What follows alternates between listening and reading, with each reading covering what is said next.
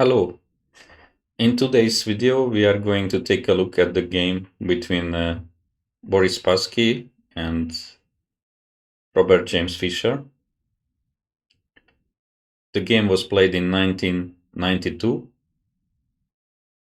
so it was not the match of the century, which took place in 1972 in Reykjavik, but so to say, the rematch 20 years later. So this match was played in Yugoslavia, actually in two different venues. The first half of the match was played in Sveti Stefan and the second one in Belgrade. So our example here is game number 26 from the match. So it was played in Belgrade. d4, knight f6, c4, c5, d5, d6. So not e6, which is the classical way to play the Benoni, but Fischer plays d6, knight c3, g6, e4, bishop g7, bishop d3, castles, knight f3, bishop g4.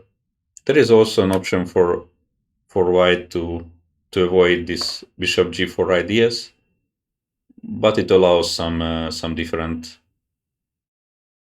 ideas for black. So for example, e6, knight f3, e takes d5, c takes d5 would just transpose to a main line of a modern Benoni, which is not suggested in our course, and as we will see in this game, Spassky also did not want to play this way. And after e takes d5, of course it would be now ideal to keep this c8 bishop on the board, because black has less space, therefore he will struggle to find optimal squares for his pieces. But one move is missing, as I said, it's short castle. So black plays rook to e8, and after bishop e3, black has two options. Bishop h6 is one of them, which is actually considered to be quite theoretically dubious. So normally white is sacrificing a pawn, and for example, in such situation in the f-file, white has very serious play. And there is also an interesting exchange sacrifice. Rook takes on e3, fe. And even though it's hard to assess this position, obviously engine gives quite a decent advantage for white in such situation, but black can establish a very nice control over the dark squares, so it's not to everyone's taste to play such a position. So Spassky started with knight f3, not being afraid of bishop g4, h3, trade, knight bd7. So of course now we have to be a little bit careful with white, since if we would just castle, then black is playing knight to e5, and he can trade for this d3 bishop, I mean, which doesn't look like such a great bishop at this moment, but since black has less space here, he would definitely very much welcome this trade. So Spassky played the queen to d1. Actually, it's, it may look like a little bit strange to remove the queen, but let's say black play just very passively in the future, then white has ideas like playing f4 and then later e5. So you can see that this queen on f3 was not such a brilliant piece. And now e6 was played, castles, e takes d5, and e takes d5.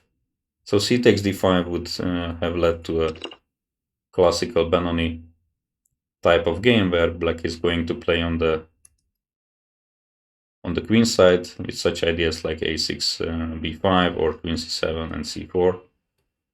So it would be quite a double-edged game, but Spassky took with the e pawn, and basically here we get this half Benoni type of structure.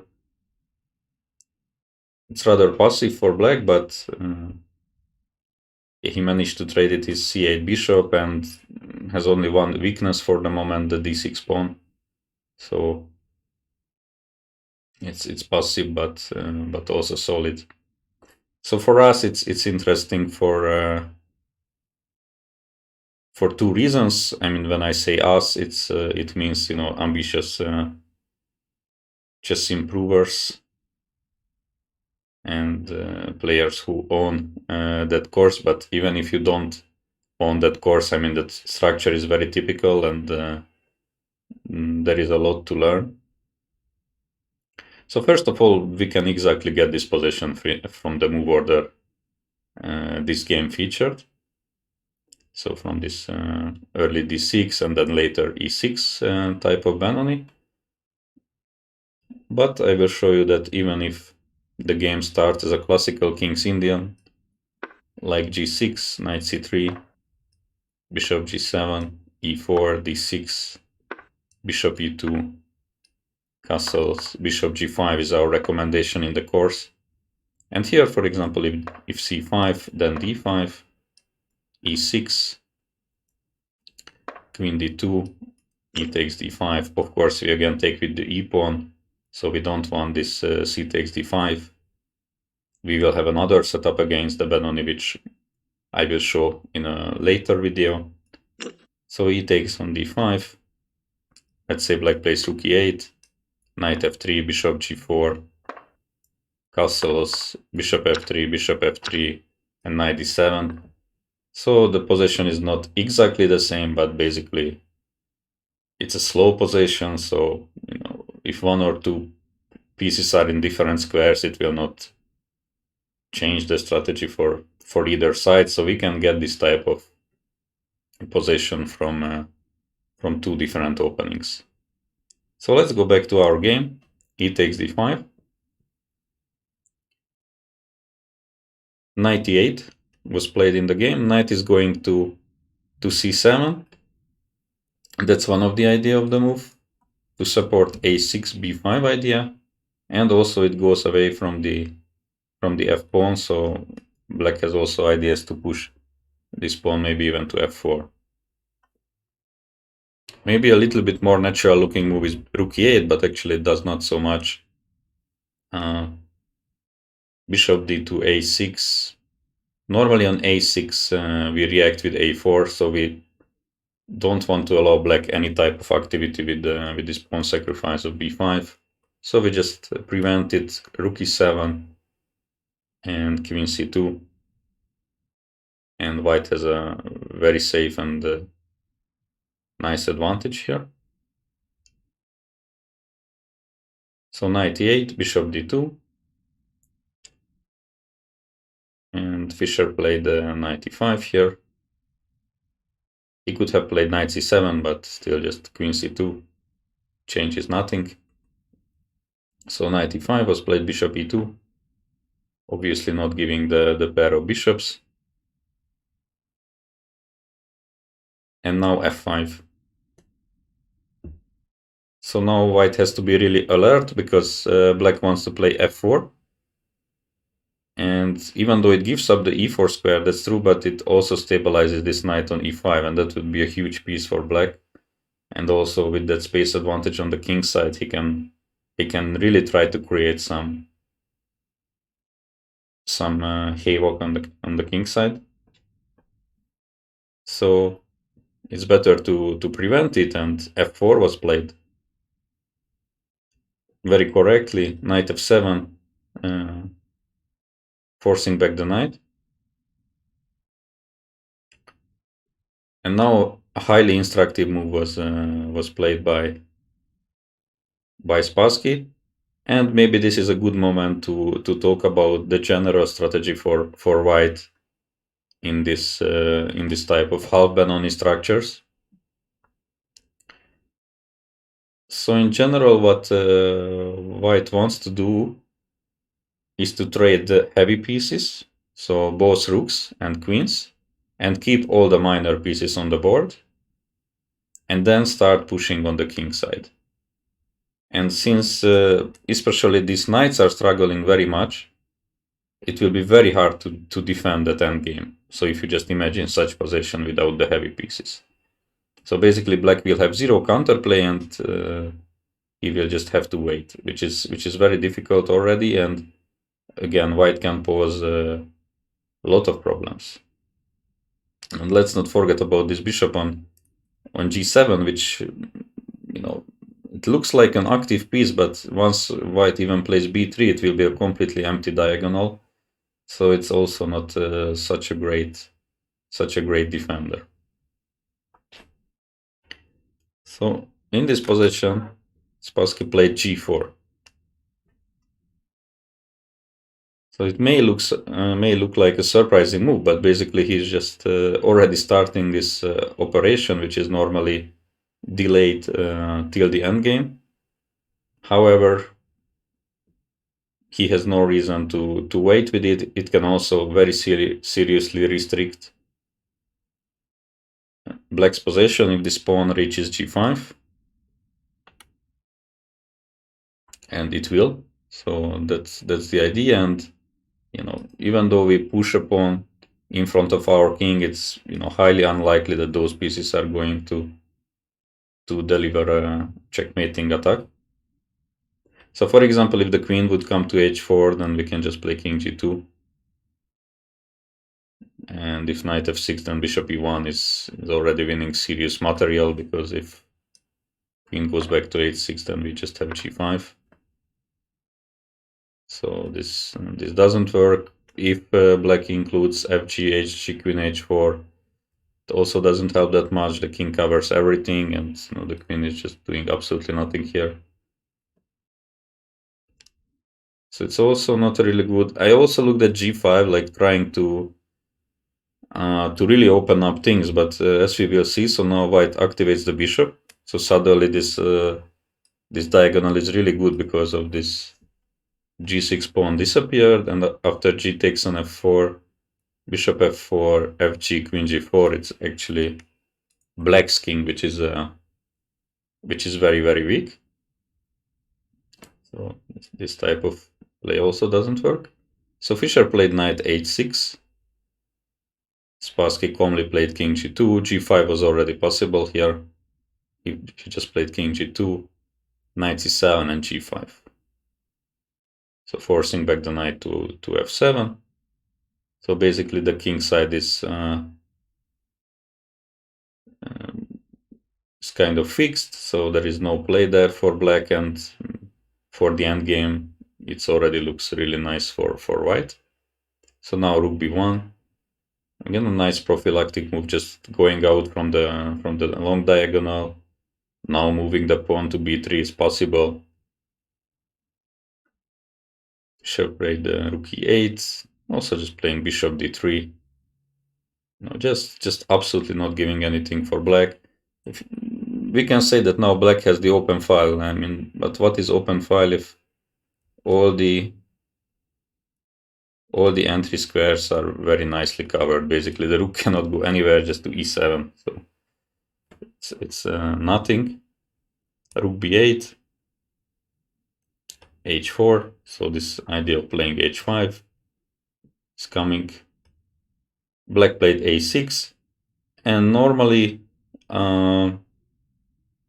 you know, the way we play and the way it is recommended in the course, that when black plays a6, we simply play a4 and simply give absolutely no counter chances for black. So it's almost like an automatic reaction. But I like what Spassky did.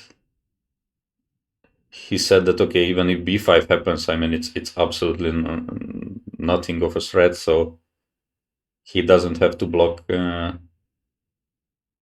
mean, not block, but to prevent it completely. And actually the only danger really in this position, which I don't really consider a serious danger, because long term these positions are losing by quite a good chance. So like, I believe the best try from black here in this position is to try to go and build a fortress with a5.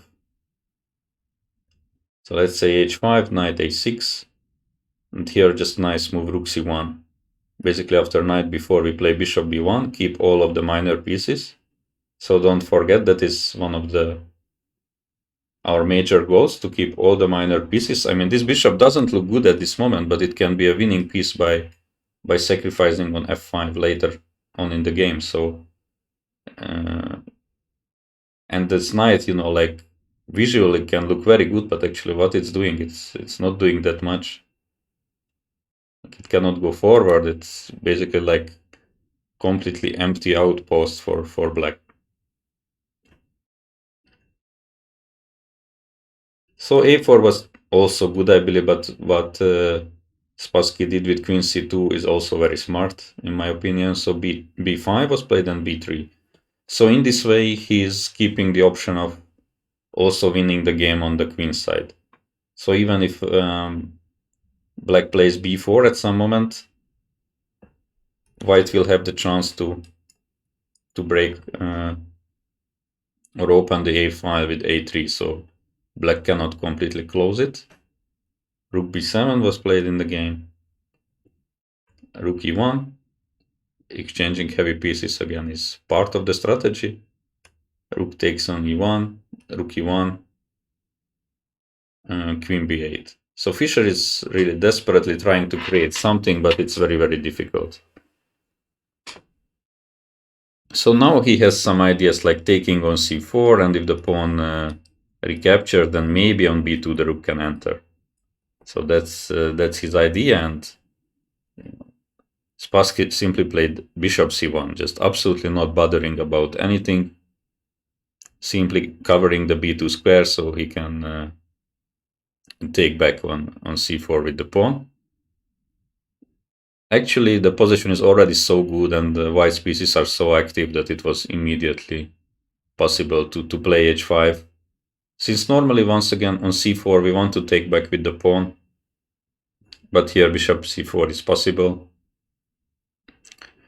And thanks to the super passive black pieces, for example, knight b5, h6, bishop h5, queen d3, black's position is already falling apart. The knight on f7 simply has no squares. The b5 pawn is hanging, so with this counterplay, which happens actually very often in this half Benoni, that if black is really ambitious about this counterplay, he's just creating more weaknesses to himself. So it was already good, but what Spassky did is extremely instructive. So bishop c1, queen d8, and now the knight is going to e2.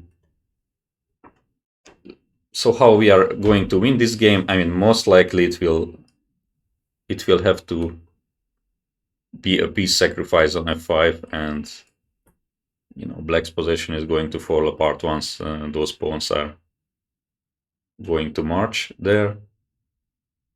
So b takes c4. I mean, this is really the losing mistake, and again highlighting the fact that when your pieces are very passive and you still look for counterplay, it can just give further opportunities for your opponent. Objectively, probably b4 is a better move, but it's a move which basically completely gives up any hope for counterplay, and still probably it will not save the game. So at least black opened the b file, 98, h5. So once we want to sacrifice on f5, it will not hurt that if we place this pawn on h6, which will be kind of a tactical weapon, and of course will make the sacrifice even stronger. So now h6, bishop h8. I mean, of course, bishop f8 also possible. It looks extremely ugly.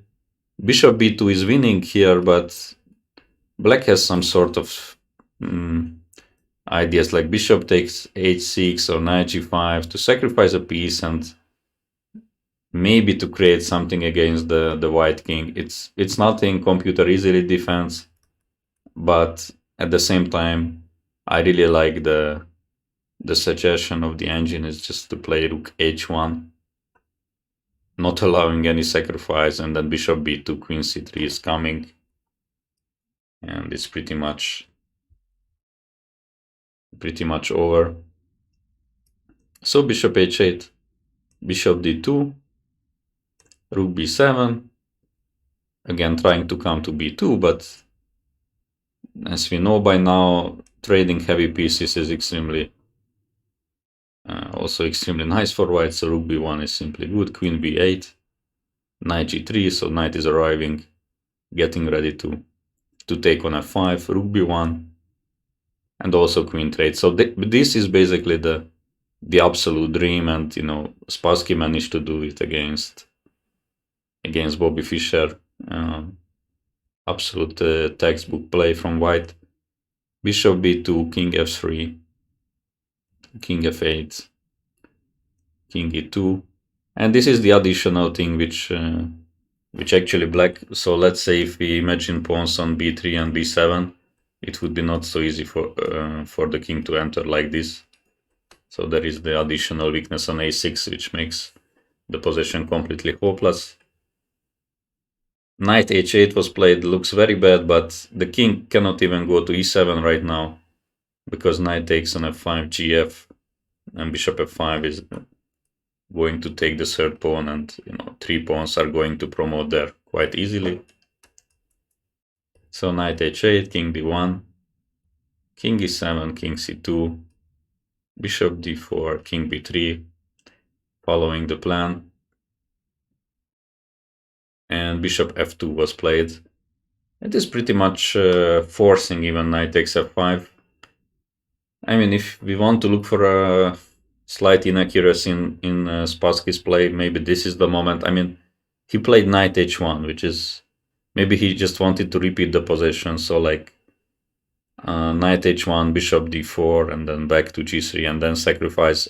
I don't really know. It was already possible to simply take on f5, gf, and bishop f5. So the point is that knight g6, which would protect the pawn, is not possible, since after bishop c3, the h6 pawn is unstoppable. So the king is not in time to block it. So it was immediately winning. Knight h1 is also winning. Fischer played bishop h4 and just king a4. Knight c7, king a5. Very simple play. King b6. King c8. And now our b1 bishop is not doing anything, so let's go bishop c2, knight f7, bishop a4. Basically black knight is pinned to the a6 pawn, the king is pinned to the knight, this bishop cannot move, and f7 knight is struggling the whole game, so not very good position for black, to say the least. King b8 was played. Knight d8, I mean, I just looked at this because of the complete zugzwang white can do, so let's say king a7, knight f7, bishop c6. Black is just passing, I mean, only this knight can move and not many squares available, and bishop a8. So if black would take, then, the king will simply walk back and take this pawn. So knight e8, bishop a5, knight c7, a4. Still the pieces cannot move, simply king d7, let's say, and then bishop b7, and a6 pawn is falling, and basically black has to resign at this moment. So king b8, then bishop d7, so basically even caging the king. Knight d8, bishop c3, so bishop can go to f6, then maybe e7, like complete domination. So if the knight would go to b7, then suddenly the pieces are too far away from the king side. So again, this bishop f5, g6 is winning. And if the knight goes to f7, then king c6 is also easy. So knight a8, check. I mean, basically the rest is just really easy. Fischer played on a little bit. So Spassky managed to take this pawn, and black remains very passive. Knight a8, I mean, still just passing. King b3, king c7, bishop e8. So once the knight was not controlling the square, it just goes bishop e8, king c8, bishop f6,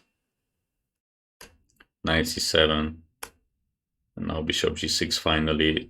That's also one of the reasons that these pawns which reach the third or sixth rank are very dangerous tactical weapons. So like you can just take, and after hg h7, knight f7 would be the defensive idea, but after bishop takes on d8, the game is over. So after like plays king takes d8, h7, and the pawn is unstoppable. So Fischer resigned after bishop takes d8. An extremely instructive game from Spassky. Once again, it was game 26 of that match, so they were already almost playing for 2 months. He was losing the match, and basically beating Fischer like this is like extremely rare. I don't know if I have ever seen such a game before when Fischer was basically dominated like this. So what we can learn about the structure once more is to, first of all, this g4 is pretty instructive, that this is our idea. Like, black's pieces are very passive. We don't have to be afraid to push pawns in front of our king. And the second one is to know that minor pieces we really don't want to exchange. And even though our e2 bishop, doesn't look that great because our pawns are on c4 and d5, we have to remember that long term, the main winning idea is to sacrifice on f5. So for that, the bishop is needed very much. So rather we want to trade heavy pieces than go for the minor piece endgame and then try to win the game on the king side. Or if somehow black manages to hold everything together over there, then go over the queen side and also try to create a weakness there. So I hope you like this game. This was I believe, very instructive play from Spassky. So I hope you like the video, and see you tomorrow.